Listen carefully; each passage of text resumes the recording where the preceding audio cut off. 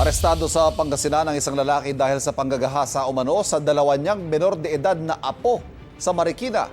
Pero akusado may ibang itinuro na gumawa raw ng krimen. May unang balita si EJ Gomez.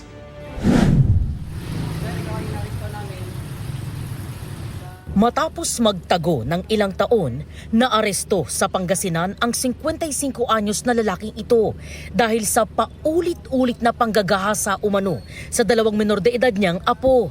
Ayon sa pulisya, sa bahay ng pamilya sa Marikina City, nangyari ang umano'y panggagahasa na tumagal ng 4 na taon. Nagagawa raw noon ng akusado ang krimen sa tuwing maiiwan sa bahay ang mga biktima habang nagtatrabaho ang kanilang mga magulang. Yung unang biktima niya ay 14 years old that time. At nangyari yon ay from July 2021 to October 2023. Samantala yung kanyang nakabatang kapatid ay nangyari naman sa kanya, 11 years old naman siya that time at from August 2023 to June 2024. Hindi raw agad nakapagsumbong ang magkapatid ayon sa pulisya. Una raw nagsabi ang mga biktima sa kanilang guro na siya namang nagbigay alam sa mga magulang ng magkapatid.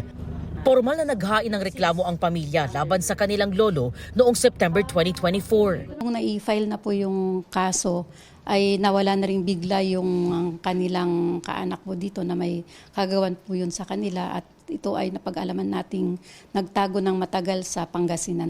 October 2025 nang ilabas ng korte ang arrest warrant laban sa akusadong si alias June. Nitong March 7 na aresto ng Marikina Police ang akusado sa Bani, Pangasinan. Totoo po ba sir na ginahasa po ninyong dalawa po ninyong apo? Hindi po. Hindi po magagawa po kasi yung bahay po talaga namin napakaliit lang. Magkakasama po kami lahat. Sino po ang nanggahasa sir? Yung pamangkin po ng asawa ko. Sila lagi po magkakasama. Pagka sa gabi po, magkatabi po sila natutulog. Bakit po kayo ang tinuro? Hindi ko lang po alam po. Inosente po ako.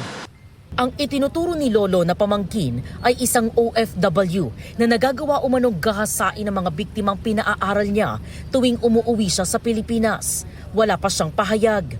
Samantala, itinanggi rin ng lolong akusado na nagtago siya sa Pangasinan. Aniya, pinalaya siya ng pamilya matapos niyang tumigil sa pamamasada bilang tricycle driver. Sinampahan ng kasong 14 counts of qualified rape ang akusado na nakadetain sa Marikina City Police Custodial Facility. Ito ang unang balita. EJ Gomez para sa GMA Integrated News. Kapuso, huwag magpapahuli sa latest news and updates. Mag-iuna ka sa balita at mag-subscribe sa YouTube channel ng GMA Integrated News.